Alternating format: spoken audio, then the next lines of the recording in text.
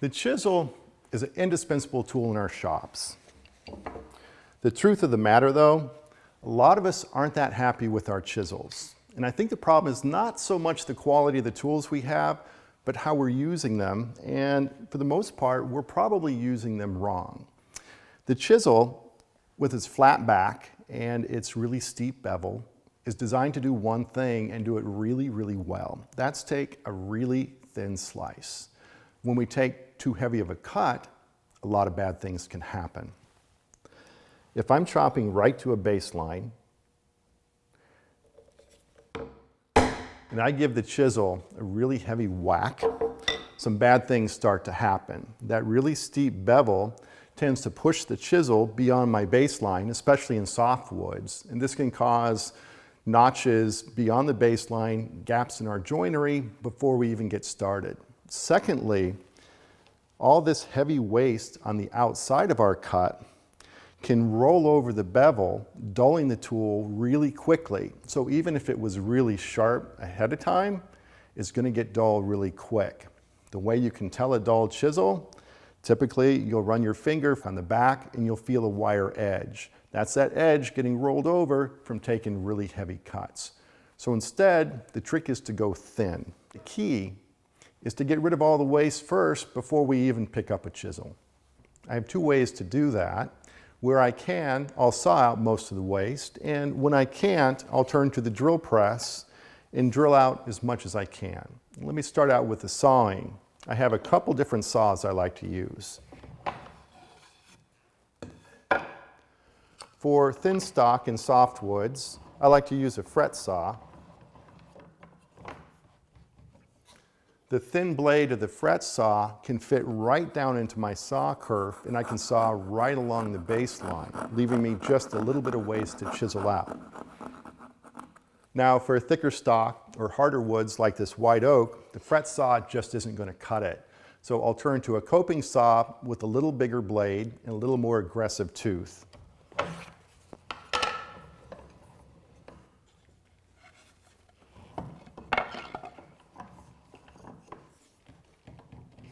The coping saw blade, however, won't fit down into my kerf, so I have to make a pair of cuts.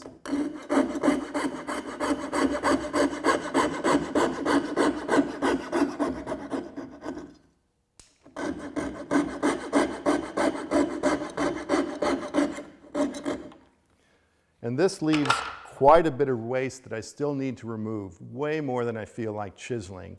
So I head to the bandsaw and scrape right to the baseline as close as I dare, again to make chiseling that much faster. We're ready to put our chisels to work. And in order to do that, we need to secure our stock really well. We could clamp it down, but instead, I like to clamp a little bench hook into my vise and use that to support the opposite end of the stock while I chop my waste out. So when it comes to chopping, the key is the grip. Instead of holding a chisel by the handle, which might seem obvious, it's much better to grip it really low at the end of the blade. This gives us a few benefits. First, it lets us place the chisel exactly where we want to. And secondly, with my hand in contact with the bench top and the stock, it effectively acts as a brake, keeping the chisel from going too far. Your mallet or hammer, on the other hand, is the gas pedal. And between the two, we can do some really precise control cuts. Now, even though we've removed most of the waste, I still want to approach that baseline with as many cuts as possible, leaving the smallest amount of waste before I set my chisel in that baseline and complete my final cut.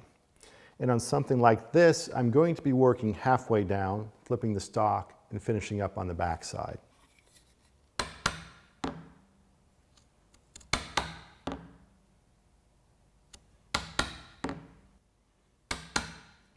With just a little sliver left, I'll go ahead and find the baseline with my chisel. And by the way, if you have a tough time finding that scribe line with your chisel, it probably means you need to sharpen up.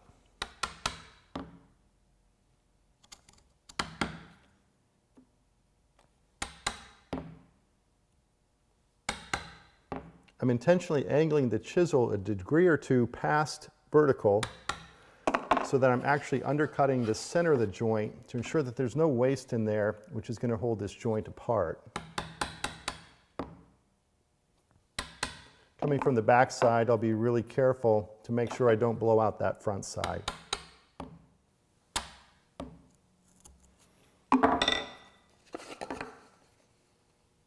Now I still have some waste to clear up on the outsides of the dovetails. Now here I don't want to undercut, or I'm going to end up with a notch on the face of that board. I need a nice straight cut. So instead of chopping, I'm going to pare this by hand. For this cut, I'm going to want to back up the board with a piece of scrap so I'm not paring into my bench top. Instead of the mallet driving the chisel, our body is going to do the work. So it's important to get your mass up on top of the chisel. I'm still gripping it low so I can place it right into my scribe line. And I'm getting my shoulder up over it and driving straight down. Now when you're paring by hand, especially in harder woods, it's especially important to take really thin slices.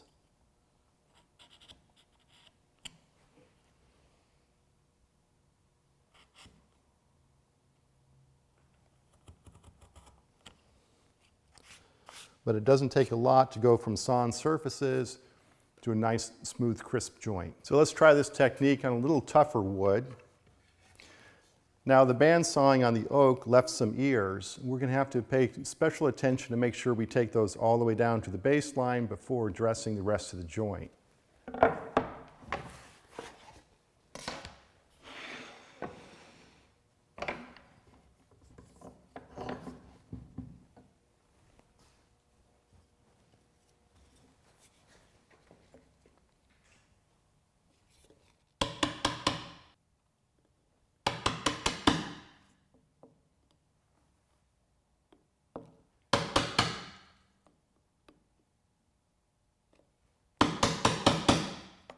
You'll see that even in really tough woods like oak, I'm not pounding on this thing.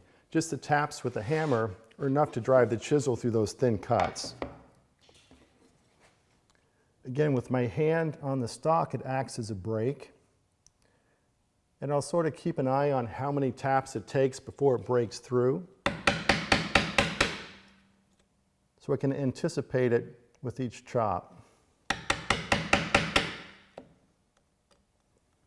Get right into my baseline.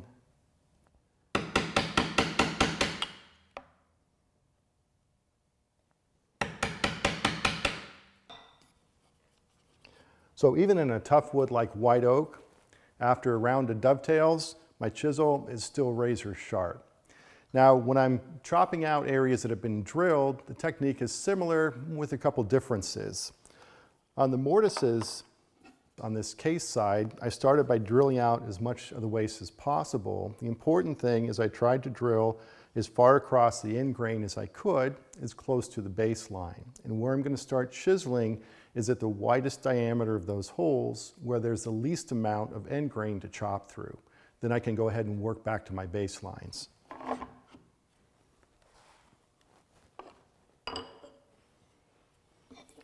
So I'm going to start at the widest area of my holes and move my chisel right over to my tape line.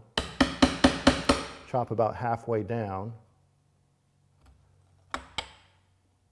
And what I'm doing is establishing a nice clean cut all the way across the width of the joint. Once I have that established, it's just thin cuts right back to my baseline.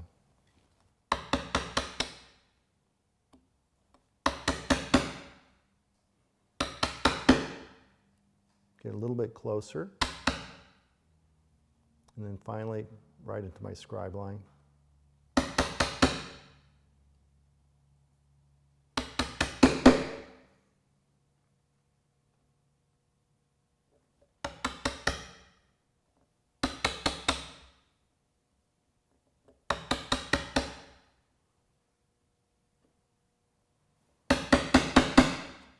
And again, gripping it low by the blade, I can really place that chisel exactly where I want it. Now the important thing to remember is the end grain of a mortise is a lot tougher to cut than the edge grain. So with the end grain already established, a couple really light taps is all you need just to pare off that long grain to square up your mortise. From there, flip it over, hit it from the other side. So by drilling out most of the waste first, it really just took some light taps with the mallet, a little bit of paring. We have a really square, clean mortise without a lot of effort. Now half-blind dovetails are pretty much the same thing, but I need to hold the stock in a little different way. A simple benchtop bench like this makes it a lot easier to secure work pieces to the workbench. With this guy clamped in place, I can throw some clamps on my workpiece well out of the way of my chiseling.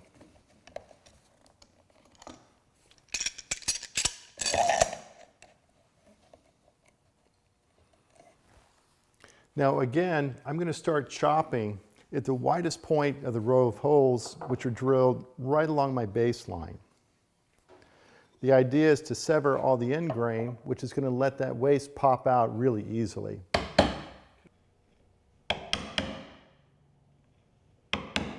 Couple taps down, and I can pop out the waste and keep going to the baseline.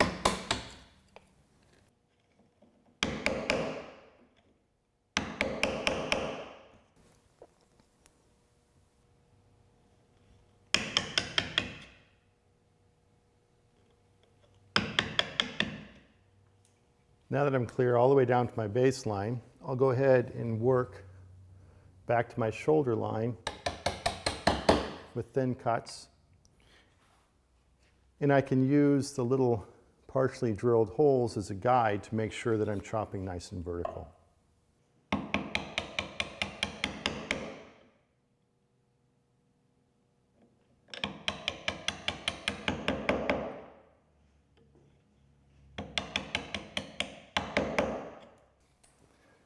Now the other joint I want to talk about is cleaning up the shoulders of a tenon, which is a really common thing to do, and a chisel can do a really good job of that. In cutting tenons, it's pretty common to leave a little bit of waste on either side of the tenon. Now the long shoulders I can handle with a shoulder plane, no problem. But this little bit of waste, the chisel is really the tool for this job. For this, I'll go ahead and clamp it vertically in the vise and pare horizontally. Rather than clamping it this way, which might seem to make sense, I run the risk of pivoting. Instead, I'll go ahead and clamp it so I can work into the bench.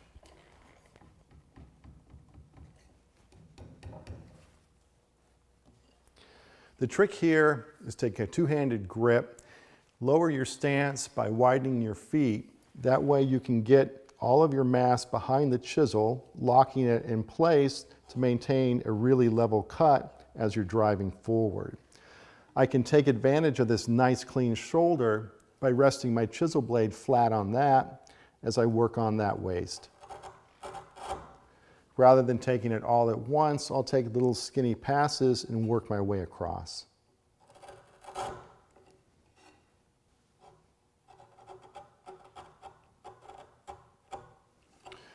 And a sharp chisel means a thin shaving. The thin shaving means the accuracy of the tool has just increased by the thickness of that shaving. If you can take cuts thousandths of an inch, that's the level of accuracy you can work to. That's why it's great to have sharp tools.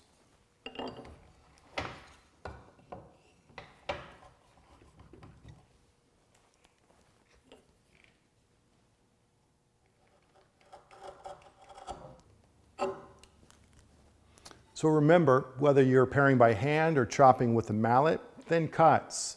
That's the key to really accurate work and keeping your chisels nice and sharp.